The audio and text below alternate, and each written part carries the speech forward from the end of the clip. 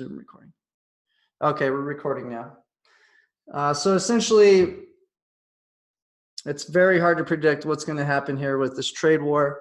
If it does escalate, I would suspect all stock markets crash.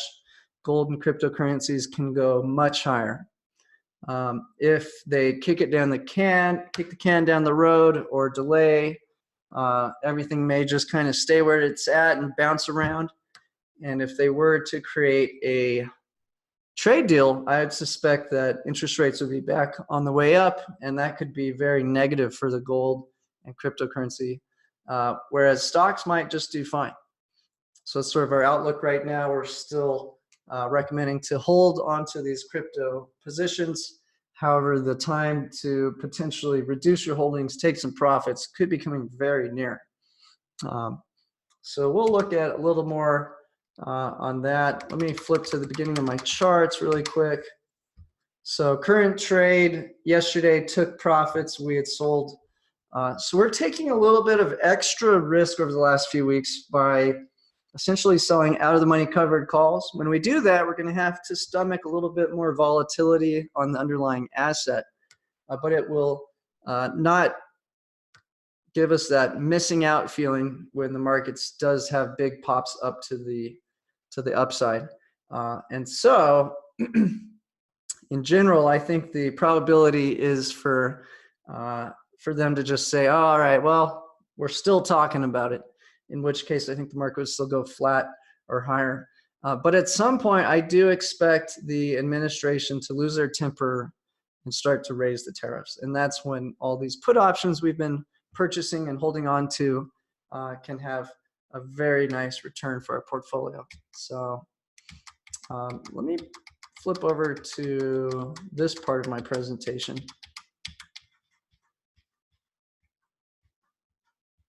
And if you are in our Telegram chat, this particular guy right here makes some very good content. It's not always about finance, but he has had two good videos, one on the trade war and now one on Huawei and Apple. And so this is a good presentation I wanted to showcase in our webinar today. Why did they attack Huawei? What's the big deal with Huawei? What's the big picture? Okay, so here's the three big phone companies in the world, of course, representing the three large powers: Japan, US, China. And what's important here is that over the past year, Apple and Samsung have lost market share by less than 10%, between 5 to 10%. And meanwhile, Huawei has been growing exponentially. And so it's become clear that Huawei is taking away market share from these two giant powers. And what's even more important is that they are on track to have 5G by 2020, while America is anticipating only to have it by 2025. And so this is big, big money. And so here you can see the year-over-year growth. Also, this is very interesting. Out of 900 million users for Apple, a third of those users are in China. So America came and banned Huawei from the West, from a lot of their supply chains, really did everything in their power to really put a dent on Huawei and slow them down, including arresting the CEO's daughter, holding her essentially ransom in Canada. So what would happen if China came and did the same move on Apple? So clearly that would be a huge escalation. It's very interesting to see that China did not immediately make that move. So you got to really think what exactly are they doing? Why are they reacting the way they are? Here's the growth of Huawei over the last 10 years or 8 years: 3 million phone sales, 20 million, 32, 52, 75, growing very rapidly. They offer essentially a payment plan like Apple does with no interest, but they have a cheaper product and have been growing extremely rapidly. Here's the research and development of each of these companies. So you can see Huawei is now spending more on research and development than some of America's top companies. Not quite as much as Google or Amazon, but certainly way up there. In fact, they have 75,000 employees working on research and development. Now, what's interesting, Huawei's CEO, so-called CEO, only owns 1.5% of Huawei. And all these employees who work for it, who supposedly get stock, they don't really have stocks or ownership. They have profit share. And so the second you leave the company, you give up all your profit share. Now, the other 98.5% is owned by the Communist Party. And so they do their best to come across as though they've created this capitalist society and companies that everyone can invest in. But at the end of the day, everything is really owned and controlled by this Communist Party. So it's not really the same, and they're not playing by the same rules. Now, in this report, he goes through the history of Huawei. And so if you can see that, it started in 1987. In 2001, the Indian intelligence accused Huawei of aiding the Taliban. In 2003, they were accused of stealing software. In 2003, Cisco sues Huawei for copying their products, intellectual property, and even copy-pasting the guides with the same spelling mistakes. In 2007, the Bush administration warned about Huawei scandal. So it just has this very, very, very detailed history.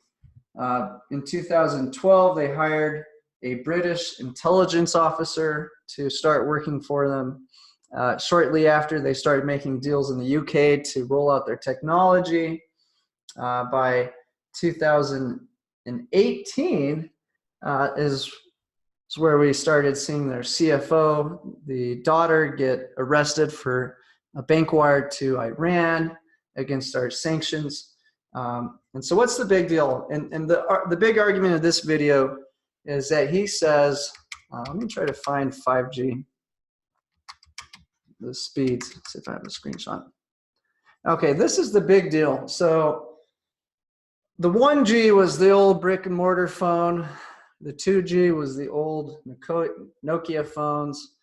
3G, you could download a 2-hour movie in 26 hours. 4G, which is what we operate on right now, you can download a 2-hour movie on your phone in 6 minutes. But with 5G, you'll be able to download a 2-hour movie in 3.6 seconds.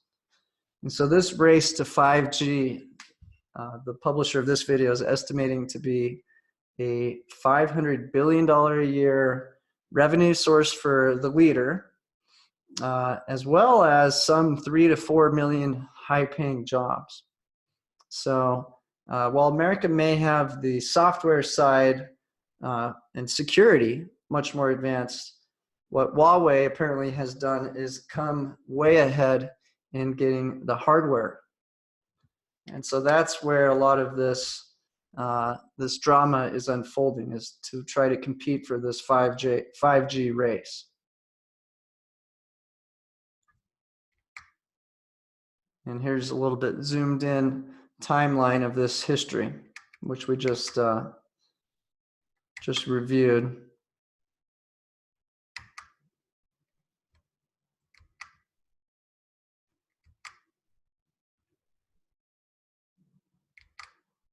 There's his daughter. And so this was a funny interview. I don't know if anyone happened to see it. Trump and Tim Cook from Apple. Trump accidentally called him Tim Apple. But certainly America is trying to protect its hero company. In fact, this seems to be the only top name that Trump actually supports, unlike Amazon, Google, or Facebook, who he actually said they may try to sue just today in an interview. And so this is really the big bottom line of the short-term prize that's at risk, and what is the big fight. So what is the U.S. doing to try to put pressure on China? Clearly going after their oil sources in Iran, Venezuela, immediately directly put a hit on Huawei. Now they can't use the Google Android operating system. They can't get a lot of parts that they need. So this is, from my point of view, it does look like everything is escalating and that the Chinese actually want it to escalate. So very interesting time.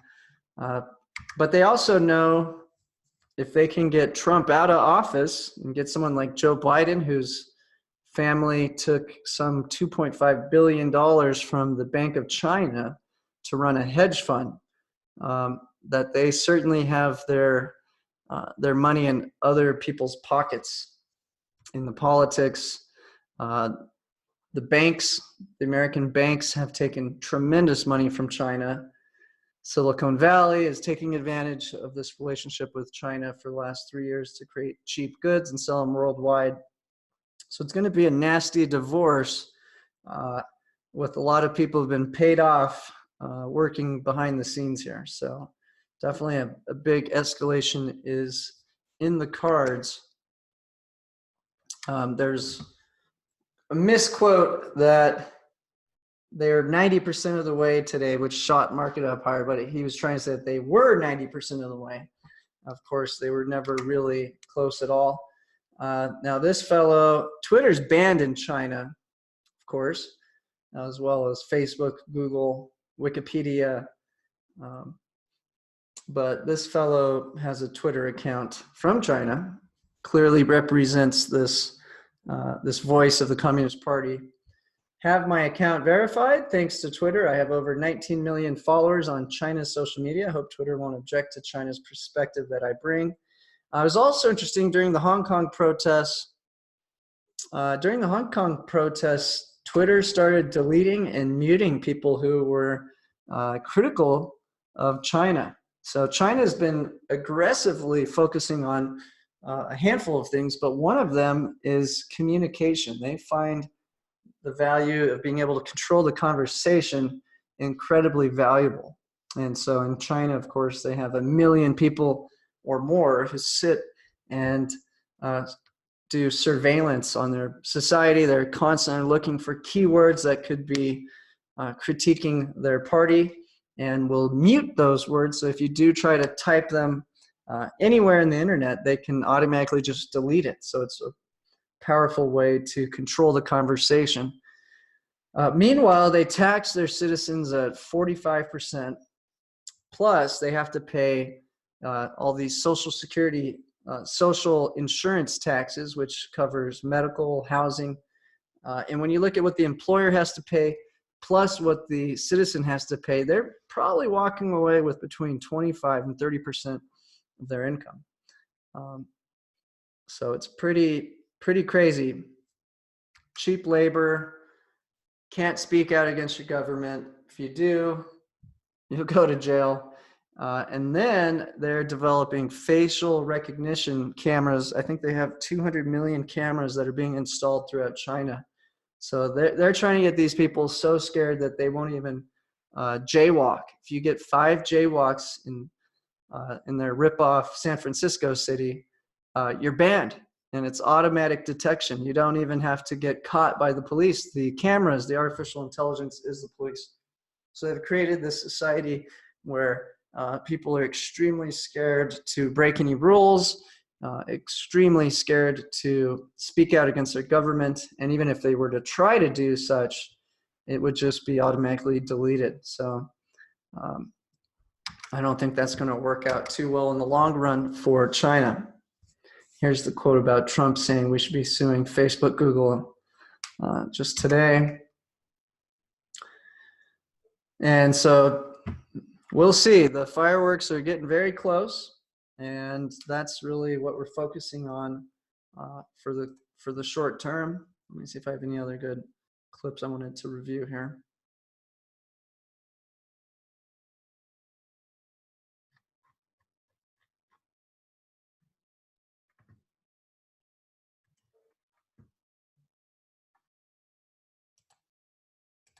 do a quick review of our various portfolios. Let's see, we had a few people join in. Eugene, welcome. I've unmuted you. If you want to talk, you're welcome to. Oh yeah, I did want to pull up one more picture actually.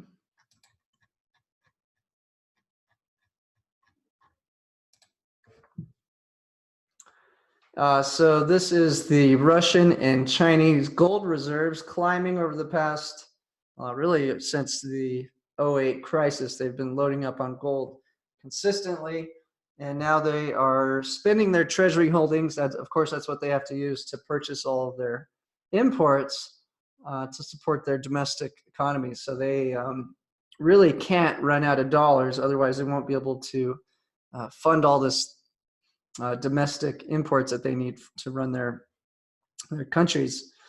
But clearly, it's this fear in China that's driving gold and cryptocurrencies higher right now.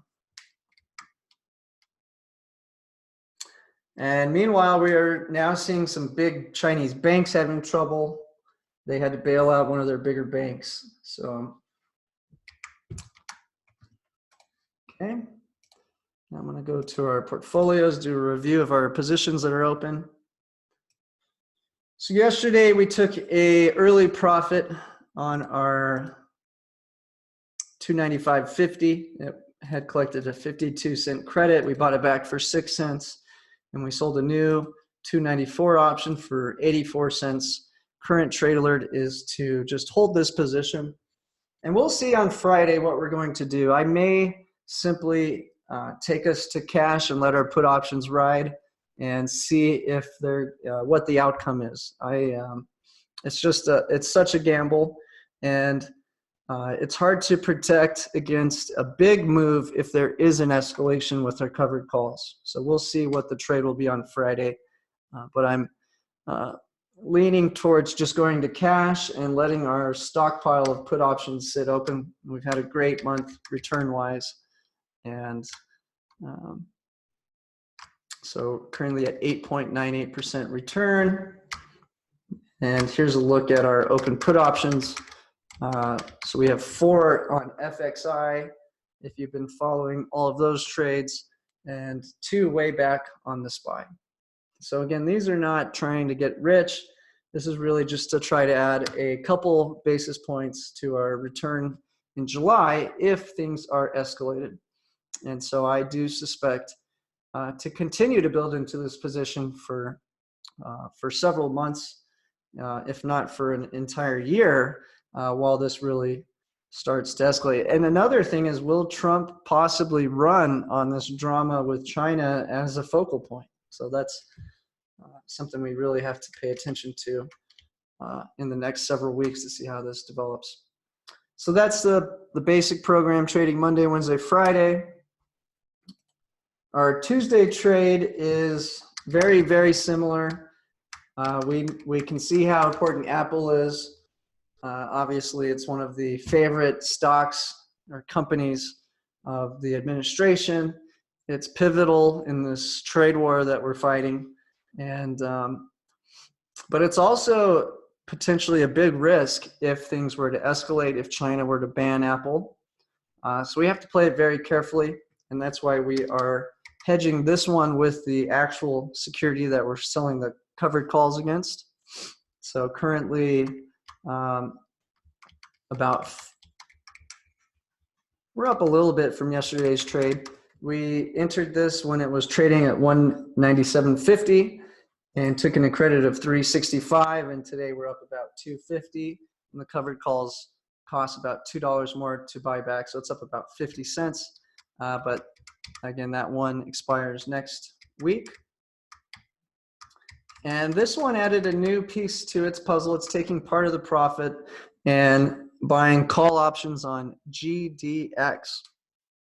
So let me pull up a chart of GDX and GLD just so we can take a look at the difference.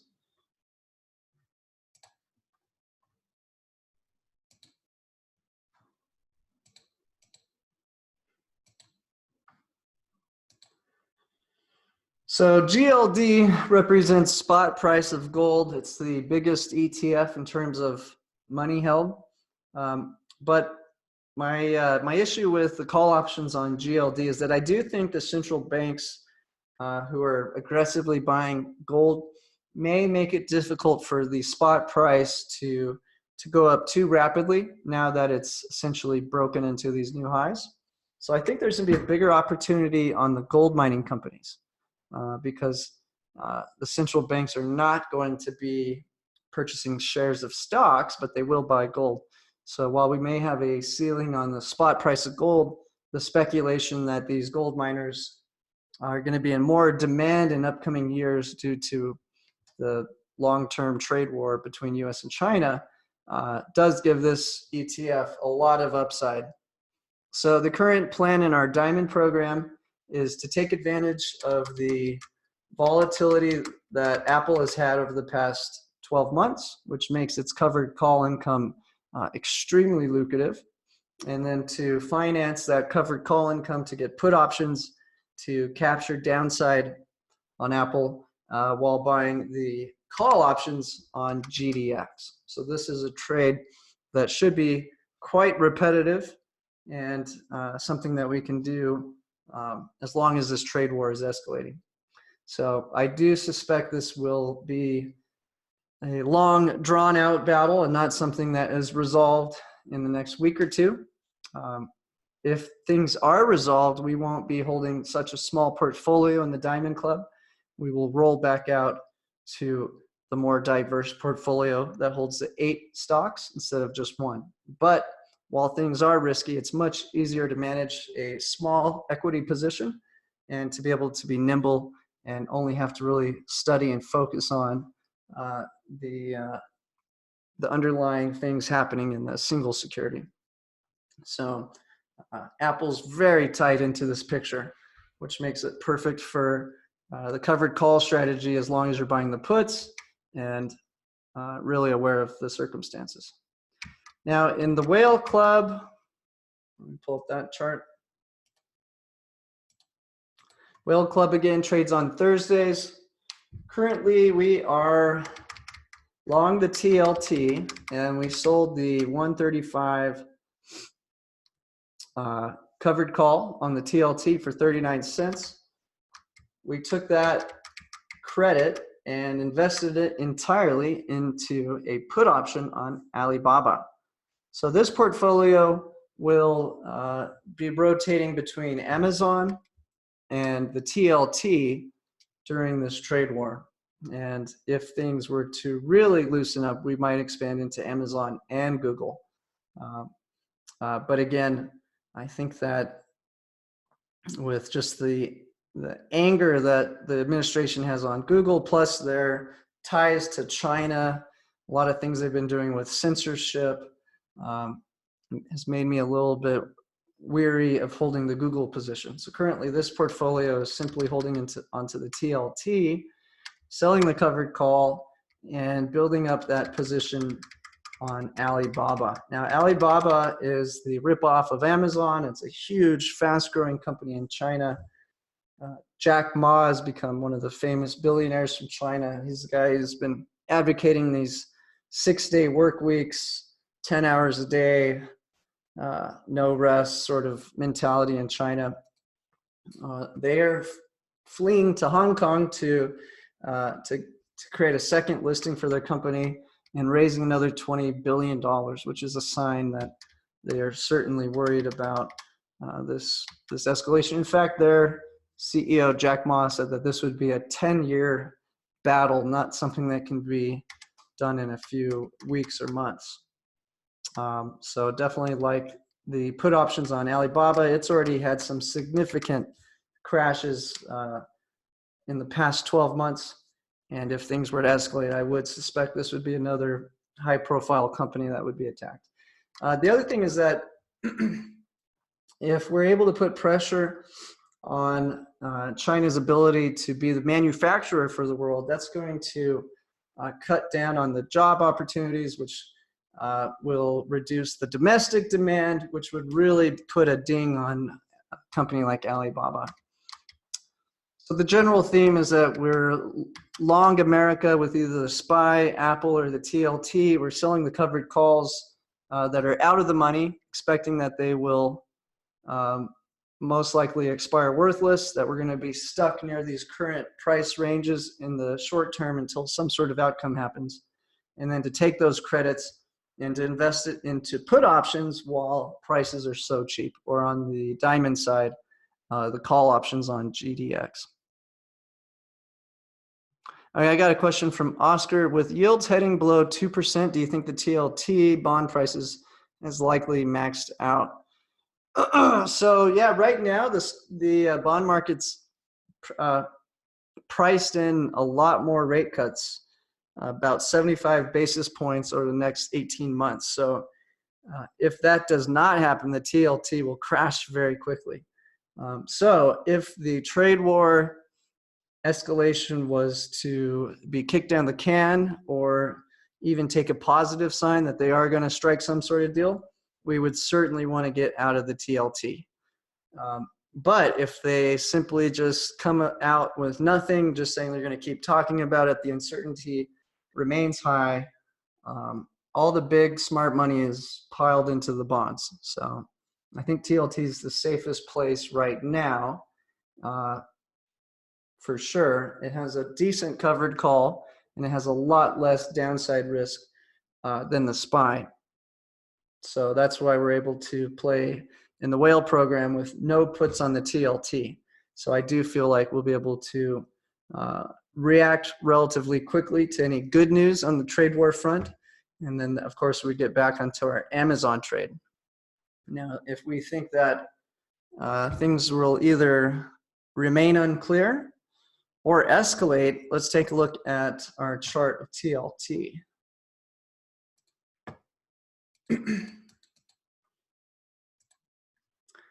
Okay, so if we just get back to the 2016 high on the TLT, we can push from current level 132 up to 143.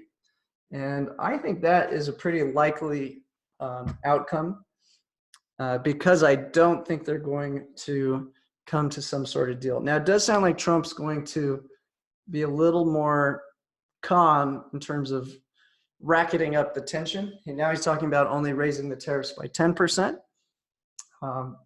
So depending on how long the trade war goes, now Stanley Druckenmiller has come out and said he thinks the rates can go all the way to 0. He thinks it's going to all blow up.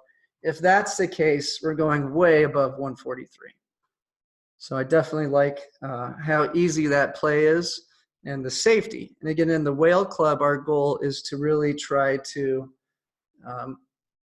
deliver the safest profits, not necessarily the biggest profits, but we're looking at where's the safest, easiest, lowest hanging fruit to pick up profits from.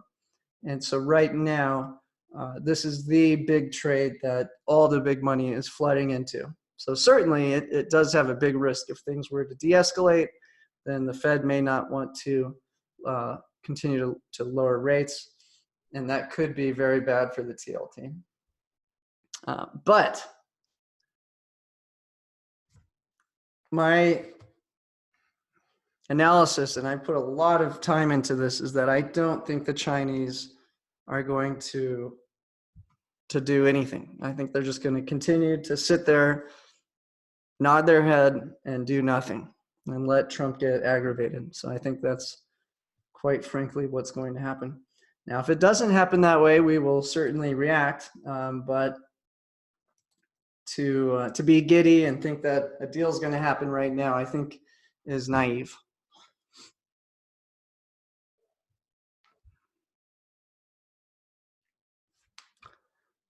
So let's see. I think that's really a wrap. Any other questions out there?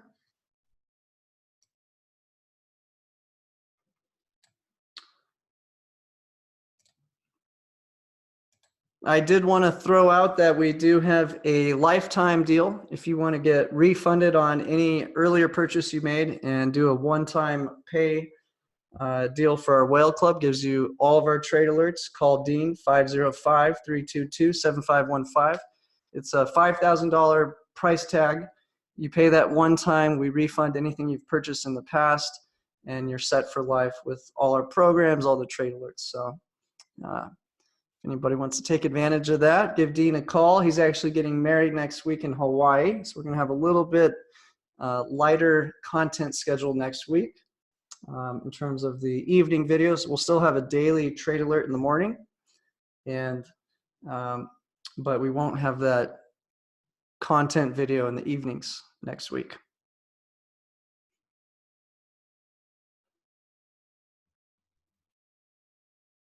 Yep. Congrats to Dean. He's pulling the trigger.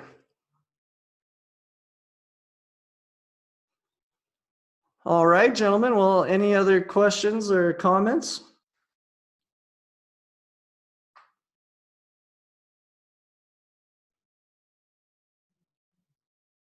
My pleasure, Dan. You're welcome, Thomas.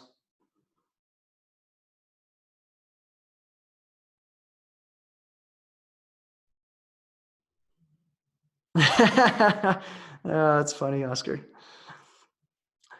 All right, gentlemen. Well, thank you so much for your time. If you do have any questions, of course, you can always call me. I think a lot of you guys have my cell phone. If not, I'll post it here so you can save it. That's my direct line. I read the support box, so you can always send any questions to support. But yeah, it's been a very exciting time. Fireworks. I kind of doubt that Trump's going to ruin everybody's 4th of July and give everybody a heart attack with tariffs before then. So most likely, I'm expecting that he just gets frustrated and starts to raise tariffs sometime after the 4th of July. So we'll see. All right, guys. Thank you once again.